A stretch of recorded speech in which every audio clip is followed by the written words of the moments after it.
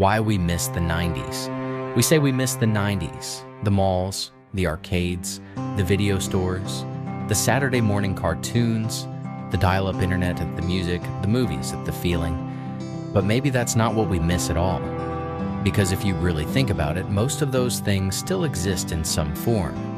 You can stream old cartoons, you can play classic games, you can listen to the same songs, you can even buy old VHS tapes if you want to. And yet something still feels different. Something feels missing. Maybe what we miss isn't the stuff. Maybe we miss the way the world felt. For most of human history, being unavailable was completely normal. If someone called your house and you weren't there, they left a message. Maybe. If you wanted to talk to a friend, you called their house phone. And sometimes their parents answered. Sometimes they weren't home, sometimes you just had to wait. Today, we're connected every second of every day. If someone texts us, they know when we've seen it. If someone emails us, they expect a response. If someone posts something, we're expected to react.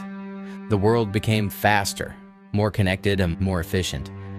But something disappeared along the way. Silence. The simple freedom of being unreachable. Back then, being disconnected wasn't unusual, it was normal. And maybe that's one reason those years feel different when we look back. One of the strangest things about the past is how much waiting we used to do. We waited for TV shows, we waited for movies, we waited for game releases, we waited for magazine previews, we waited for summer, we waited for Christmas, we waited for Friday night.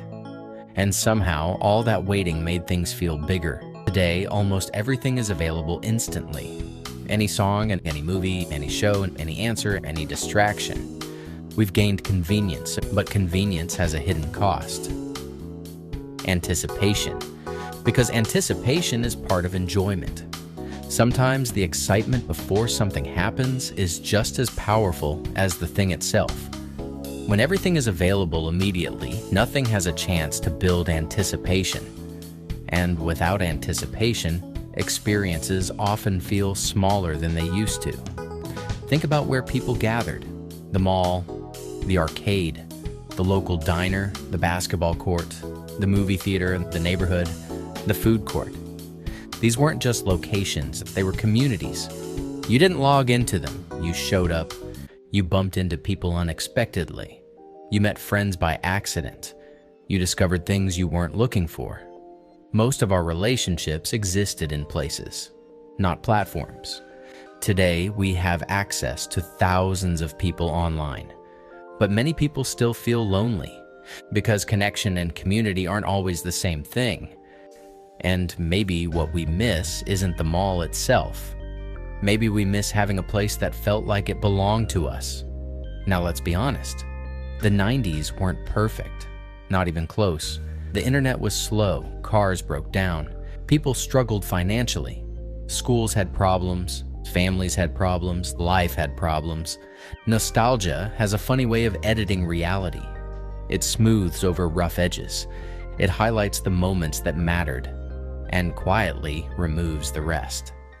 That's why childhood often feels magical when we look back. We're not remembering every moment. We're remembering the moments that stayed with us. So no, the 90s weren't perfect, but that's not really the point. Maybe we don't miss VHS tapes. Maybe we don't miss Blockbuster. Maybe we don't miss dial-up internet. Maybe we don't even miss the 90s. Maybe what we miss is anticipation. Maybe we miss mystery. Maybe we miss discovery. Maybe we miss neighborhoods full of kids. Maybe we miss being hard to reach. Maybe we miss moments that belonged only to us. Because the truth is, technology changed. The world changed, we changed.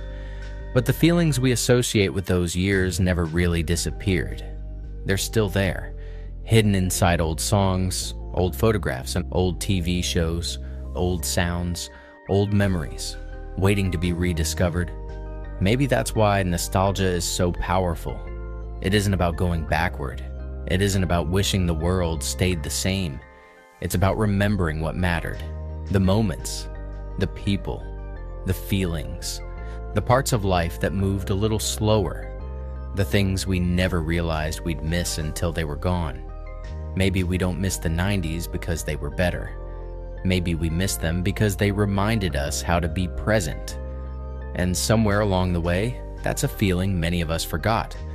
But every now and then, we hear an old song, see an old photograph, walk through an empty mall, or remember a summer afternoon that seemed like it would last forever. And for a moment, the past echoes back. Welcome to Echoes of Yesterday.